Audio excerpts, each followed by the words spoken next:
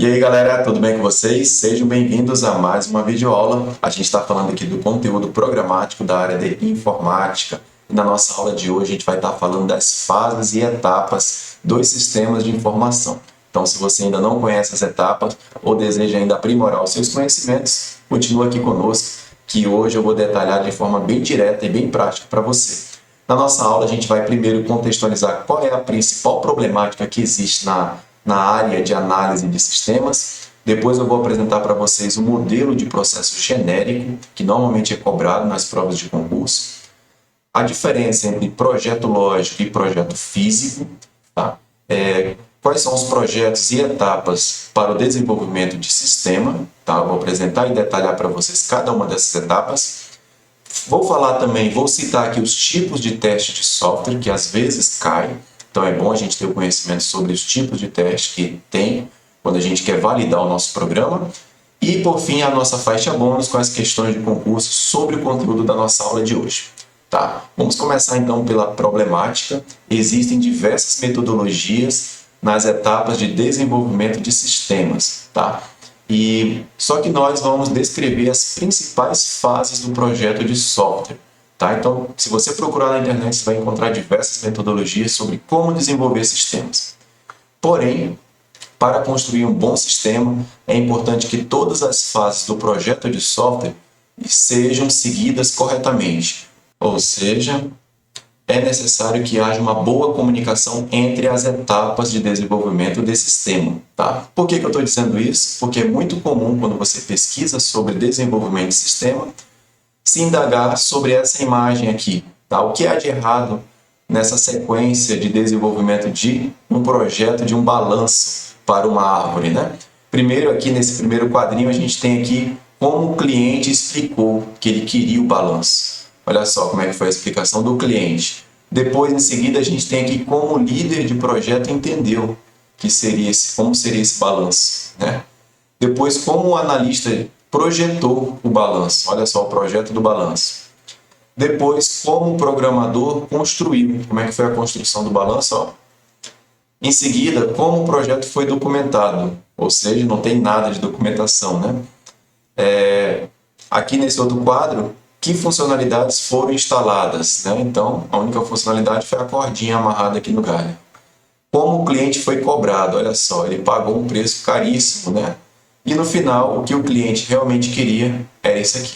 Então, para vocês verem que isso aqui é uma realidade quando se fala das etapas de desenvolvimento de sistema. Tem que haver uma boa comunicação, uma boa interação entre cada uma das etapas. É isso que essa imagem ilustra para a gente. E a gente vai falar dessas etapas. É importante que vocês tomem nota sobre a característica de cada uma das etapas de desenvolvimento de sistema. A grosso modo, existe um processo genérico. O que isso significa? Que se a gente for resumir bem as etapas de desenvolvimento de sistema, eu posso dizer que existe uma etapa de concepção, que é a concepção da ideia, de como tem que ser o sistema, qual é a necessidade do usuário. Em seguida tem a parte de projeto, que é quando são feitos diagramas, tá? Para tentar entender melhor o que foi concebido aqui em cima. Depois vem a parte de criação, que é o desenvolvimento do programa, do sistema em si, e a parte de implementação, que na verdade aqui, implementação muitas vezes ele é sinônimo de criação, de desenvolvimento. Talvez aqui embaixo, tá? Algumas bancas cobram que aqui seja implantação, que é a parte de você instalar o programa, disponibilizar ele para o cliente. Tá? Mas a gente vai detalhar cada uma dessas etapas, porque aqui é só um resumo, tá? De um modelo de processo genérico. Um pouco mais detalhado do que isso, é isso que eu vou mostrar aqui para vocês, são essas etapas aqui. Ó. De forma geral, o processo de desenvolvimento de software compreende as seguintes atividades. Aí tome nota, tá? Primeiro, levantamento de requisitos. Segundo, análise de requisitos. Terceiro, projeto de software. Quarto, implementação. 5, teste de software. E 6, implantação. Essas são as 6 etapas, um pouco mais de detalhamento. E aqui tem uma sequência lógica, tá? A parte de levantamento de requisitos, a parte de análise de requisitos e o projeto de software, a gente diz que ele está contido no projeto lógico. Vou falar já a respeito disso. E o projeto de software, novamente, A implementação, o teste de software e a implantação também está contido no projeto físico. Por que isso? Tá? E tem questões de concurso que cobram justamente o entendimento sobre o que é um projeto lógico e o que é um projeto físico. E é por isso que eu trouxe aqui para vocês o que é o projeto lógico. Tá? Ele é independente do tipo de implementação. É um projeto superficial que não detalha as informações da tecnologia. Tá? Então, produz um projeto que possa ser implementado em diferentes plataformas. Então, aqui eu só estou fazendo uma modelagem da ideia sem considerar a tecnologia. Tá? Então, eu não considero aqui o hardware, nem a parte da linguagem de programação, nem o SGBD, que é o Sistema Gerenciador de Banco de Dados. Aqui eu estou só na parte do conceito do meu sistema. Então, eu não entro em detalhes de implementação. Então, isso é chamado de projeto lógico. Um pouco mais à frente, eu entro no detalhamento. Então, eu entro no projeto físico, onde eu tenho aqui a implementação específica. Aqui sim eu vou especificar a tecnologia que eu vou desenvolver. Produz um projeto que é específico para a plataforma escolhida. No caso aqui, eu posso agora, depois que eu já fiz o modelo conceitual, a ideia, né, a diagramação, independente da tecnologia, quando eu entro aqui no projeto físico, eu já vou ter que escolher qual tipo de software, qual tipo de plataforma eu vou escolher. Vai ser para Android, vai ser para iOS, vai ser para computador desktop, vai ser web, vai ser um aplicativo. Qual é o tipo de banco de dados que eu vou estar utilizando para desenvolver o meu sistema. Tá bom? Então aqui a gente tem um paralelo, uma comparação aqui entre o projeto lógico e o projeto físico. Em resumo, o projeto lógico é mais superficial. Eu não tenho aqui detalhes da implementação da tecnologia, e no projeto físico, sim, eu tenho que especificar qual é a tecnologia, né, quais são os recursos que eu vou utilizar para colocar o meu programa em funcionamento. Tudo bem? Beleza? Aqui tem uma imagem que ilustra bem legal o que a gente falou, é um resumo, né? Então, na parte do projeto lógico, eu tenho um levantamento de requisitos, eu tenho análise de requisitos e eu tenho um projeto de software. Até porque o projeto de software ele contempla tanto o projeto lógico como o projeto físico. E no projeto físico eu tenho aqui a implementação, que é o desenvolvimento do código, o teste de software e aí a implantação. Então aqui vocês têm uma visão bem legal, tá? Onde eu tenho aqui o projeto lógico, quais são os componentes do projeto lógico, quais são os componentes do projeto físico, tá? E aqui no meio o projeto de software, que contempla tanto o projeto lógico e físico, ele abarca todas essas etapas aqui que a gente está vendo. Ok? Tomem nota disso. E vamos começar agora a falar de cada uma das etapas. A primeira etapa que a gente vai falar agora aqui é de levantamento de requisitos. Tá? Então, trabalha-se para levantar e documentar as necessidades do cliente. Tá? Então, aqui a gente vai começar a fazer uma entrevista com o cliente para saber o que ele precisa. Essas necessidades são inicialmente definidas como funcionalidades. Quais são as funcionalidades que o cliente quer no sistema, né? Essas funcionalidades são transformadas em requisitos funcionais e não funcionais do projeto. Tá? Então, anotem isso. As funcionalidades que o cliente levanta, que ele vai falar para o analista de sistema, elas vão ser convertidas em requisitos funcionais e não funcionais. Tá? Quais são as técnicas que são adotadas para fazer o levantamento de requisitos, galera? Tem várias, tá? Pode ser uma entrevista com o cliente, pode ser aplicação de questionários, pode ser uma etnografia, uma conversa com toda a equipe, um brainstorm, aquela chuva de ideias, né? Todo mundo ali reunido dando ideias de como pode ser o sistema, um workshop, uma apresentação para todo mundo. Tá? Existem várias técnicas, aqui a gente tem as principais. Tá? Então, falamos do levantamento de requisitos. Os requisitos eles estão relacionados aos critérios, quais são as exigências e desejos do cliente sobre o sistema que ele quer, né, utilizar. Os requisitos funcionais, que a gente mencionou no slide anterior, refere-se às funcionalidades, refere-se às operações e funções que o sistema deve ter para atender a regra de negócio, a regra da empresa, a regra daquele setor. Então, os requisitos funcionais estão ligados às operações que o sistema vai desempenhar. Já os requisitos não funcionais refere-se à exigência técnica do ambiente do sistema, o que se espera com relação à segurança do sistema, com relação ao seu desempenho, a prevenção a falhas, a sua portabilidade, ele vai funcionar em computador, em celular, em tablet, onde é que ele vai rodar? Tá? Então, são requisitos que não estão ligados diretamente às funcionalidades, mas sim ao ambiente que o sistema vai ser executado. Ok? Vou trazer agora alguns exemplos de requisitos funcionais. Tá? Então, está diretamente ligado às funcionalidades do software, a gente já sabe disso, né? E aqui nós temos alguns exemplos. Tá? O software deve permitir o cadastro de clientes, então isso é um requisito funcional. O software deve permitir a geração de relatórios sobre o desempenho de vendas no semestre. Então, relatórios de vendas por semestre é também um requisito funcional que se espera que o sistema tenha.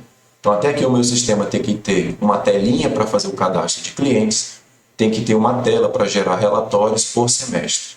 E mais uma, o software deve permitir o pagamento das compras através do cartão de crédito. Então, espera-se, outro requisito funcional é que o sistema ele tenha a opção de pagamento das compras através do cartão de crédito, também é um requisito funcional. Sobre os requisitos não funcionais, tá? São requisitos que expressam condições do ambiente que o sistema vai rodar, né? Ou qualidades específicas do software. Vamos trazer aqui alguns exemplos. O sistema deverá rodar em qualquer plataforma, tá? Então, é uma correlação à sua portabilidade, né? O software deve ser compatível com os browsers Google Chrome e Mozilla Firefox.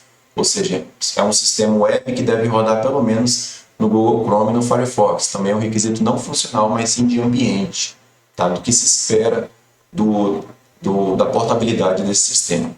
O software deve garantir que o tempo de retorno das consultas não seja maior do que 5 segundos. Então, perceba que os requisitos não funcionais estão ligados à questão do ambiente, de portabilidade do sistema, de desempenho, tá? E não relacionado às suas operações. Quando se trata de requisitos relacionados a operações, a gente está falando de requisitos funcionais, ok? Aqui a gente está trazendo um exemplo prático dos requisitos, bem legal. Tem essa telinha aqui, e aqui eu estou apresentando para vocês. Vamos imaginar que o usuário falou assim, ó, o requisito funcional, número 1. Na tela de login, você deve validar o campo de e-mail. Então, aqui na tela de login, você tem que validar o campo de e-mail. Quando o usuário clicar no password, a corujinha vai tampar o olho para não ver a senha, né? Então, esse aqui é um requisito não funcional. Ao clicar no campo de senha, animar a corujinha, vai ter uma animação na corujinha para ela fechar o olho. Esse aqui é um requisito não funcional, que deseja que tenha, mas não é importante, né? Não está relacionado a uma operação importante do sistema. Um outro requisito funcional é validar o acesso verificando o login e a senha, né? Natural. E aí um outro requisito não funcional é o sistema deverá rodar em qualquer plataforma. Então aqui está relacionado a um requisito não funcional. Tá? Só trouxe esses exemplos aqui para vocês verem um pouco da diferença entre requisitos funcionais e não funcionais. Depois de ser feito o levantamento de requisitos, a próxima etapa é analisar os requisitos. Então, na fase de análise de requisitos, realiza a investigação do problema. Tá? O processo de analisar, documentar e verificar os serviços que foram requeridos para um sistema e suas restrições operacionais. Aqui, pessoal, vai estar sendo verificada a viabilidade desse sistema, olha só. Com base na análise, é possível verificar a viabilidade do sistema e, se assim for, estabelecer os prazos, os custos, né, com tecnologias e equipe envolvida. Então, aqui, o analista de sistema vai ponderar quanto tempo vai demorar para se desenvolver os sistemas com os requisitos que foram levantados. Ok? E aí, claro, vai depender do tamanho da equipe que vai estar envolvida nesse projeto, né, na quantidade de requisitos que o cliente levantou para poder estabelecer os prazos e se é viável ou não. Tá? Que mais? Uma forma de estimar a complexidade do sistema, saber se vai demorar ou muito, mensurar o grau de importância dos requisitos que foram levantados, né, é você colocar o requisito em prioridade. Tá? Ou seja, a forma da gente verificar se esse requisito ele tem uma importância ou não para o sistema é justamente mensurar esse grau. E aí eu coloquei aqui o grau de prioridade, dando exemplo aqui de um requisito pode ser essencial, ele pode ser importante ou ele pode ser desejável. Tá? Então, vamos supor que esse requisito funcional aqui 01, o sistema deve permitir o cadastro de alunos, vamos supor que é um sistema escolar, né? Então, essa prioridade aqui é essencial, não pode faltar esse requisito no sistema. Então, aqui, o analista de sistema não pode desconsiderar esse requisito funcional, porque ele é essencial. Vamos ver esse outro requisito funcional número 2. O sistema deve gerar relatório mensal de frequências, tá? Da frequência dos alunos ou dos funcionários da empresa, né? A prioridade desse aqui é importante. Tá? Perceba que não é essencial, mas é importante que tenha a funcionalidade de gerar relatório mensal das frequências. Tá? Então, o analista de sistemas ele pode deixar para implementar isso depois. Ele pode entregar o sistema somente com os requisitos que são considerados essenciais. Com isso, diminui o prazo, a complexidade começa a ficar um pouco mais otimizada. Tá? Se ele for considerar todos os requisitos, inclusive aqueles que são considerados apenas desejável, o sistema vai ficar com uma demanda muito grande. Tá? Então aqui é só para vocês entenderem como pode ser estimada a complexidade do sistema. Tá? Então o analista de sistema pode priorizar sempre os requisitos essenciais numa primeira versão. Aí ele deixa para a versão 2 os requisitos que são importantes. E depois ele deixa para uma versão 3 os requisitos que são desejáveis. Por exemplo, aquele da corujinha, né, que tampa o olho para não ver a senha, pode ser um recurso desejável. Tá? Dentre outros, de acordo com o que o cliente, tá? Lembrando que é o cliente que normalmente vai dizer o que é importante, o que é essencial, o que é desejável dentro do sistema dele. Beleza? Depois disso, entramos na fase do projeto de software. Tá? Já fiz o levantamento de requisitos, fiz a análise, foi determinada a viabilidade do sistema, então entrou na etapa de projeto de software. É a fase do projeto que propõe uma solução que atenda os requisitos que foram levantados na fase de análise. Aqui é a parte de diagramação. Todo mundo conversou, foi feitas as entrevistas, os questionários foram aplicados, né? Foi ponderado os requisitos do sistema, percebeu-se que é viável, então agora a gente vai converter todo esse diálogo, toda essa análise em diagramas. Tá? E aí um diagrama muito utilizado na área de sistemas é o diagrama da UML. O que é UML? É Linguagem de Modelagem Unificada. Então a UML ele é uma plataforma que oferece diversos tipos de diagrama, como diagrama de caso de uso, diagrama de classe, diagrama de sequência, dentre outros. Tudo isso voltado para a construção do projeto de software. Seguindo agora para a parte de implementação, feito o projeto, agora a gente vai codificar. Implementação é programação. Implementação, a gente pode chamar também que é a etapa de desenvolvimento. Nesta fase, o sistema ele vai ser codificado. Então, ocorre aqui a tradução dos requisitos especificados no projeto. Então, tudo aquilo que foi projetado vai ser convertido num código executável, ou seja, através do uso de linguagem de programação. E espera-se, né, que corra tudo bem, que não haja problema aqui. Tá? Essa fase é quando o programador mais esquenta a cabeça, todo mundo agora vai, de fato, pôr a mão na massa, que é fazer a tradução do projeto em código executável. Ok? Implementação consiste nessa parte de codificar o nosso sistema. Aqui nessa parte do teste de software, é a fase que o nome já diz, né? O objetivo é verificar se o sistema que foi construído atende às especificações do projeto. Então percebam que o teste de software ele vai verificar se o programa, depois que já está pronto ou já tem a sua primeira versão pronta, ele está condizente com o que foi projetado. É de extrema importância a participação do cliente também, então às vezes é o próprio programador que vai fazendo os testes ou o próprio analista de sistemas, mas o melhor de tudo é o cliente participar dessa etapa aqui, tá? Porque o cliente ou o usuário, ele é uma peça fundamental para validar se o sistema está de acordo com aquilo que ele imaginou, tá? Então o programador só fica ali assistindo, comendo uma pipoquinha e vendo o que o cliente faz, né? Normalmente ele encontra muito problema ainda nessa etapa de teste de software. Quais são os tipos de teste de software? Eu trouxe aqui os principais. Tomem nota que isso às vezes cai em concurso, tá? Teste alfa é o teste que é conduzido pelo cliente no ambiente de desenvolvimento, ou seja, o cliente vai lá no setor de informática e visualiza como é que está o sistema ali junto com o programador, é chamado de teste alfa. O teste acontece ainda no ambiente de desenvolvimento. Já o teste beta, completada a fase alfa dos testes, já fez esse teste alfa. Quando o cliente fica indo lá no setor de informática, observando como é que o sistema está ficando, então a próxima parte é o teste beta. O teste beta é realizado no ambiente do cliente. Então, o sistema é disponibilizado ou ele é instalado lá no setor do cliente, lá na empresa do cliente, e aí o cliente vai começar a utilizar. Se ele der o ok, ele faz o teste de aceitação. Também é chamado de teste de aceitação porque ele aceita ou não o sistema que está sendo instalado ali para ele. Existe um outro tipo de teste chamado teste de caixa branca. Ele avalia o aspecto interno do sistema, ou seja, ele avalia o código-fonte e seus componentes. Por que caixa branca? Porque a gente imagina que é uma caixa clara que você enxerga tudo que tem dentro do sistema. Então aqui é um teste que avalia os componentes internos do sistema.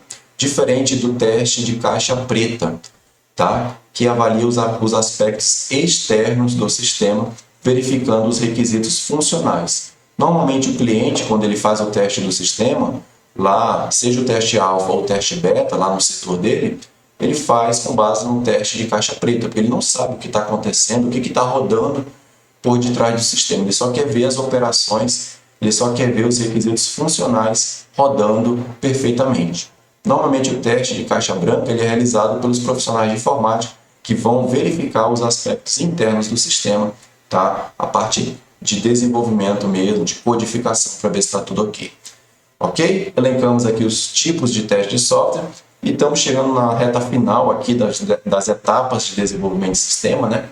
Aqui agora a gente vai falar da implantação, que o nome já é bem claro, né? É a fase do ciclo de vida do software. Tudo isso, pessoal, chama de ciclo de vida, tá? Desde aquela parte de concepção, de levantamento de requisitos, de programação, de teste e agora de implantação, isso é um ciclo de vida do software.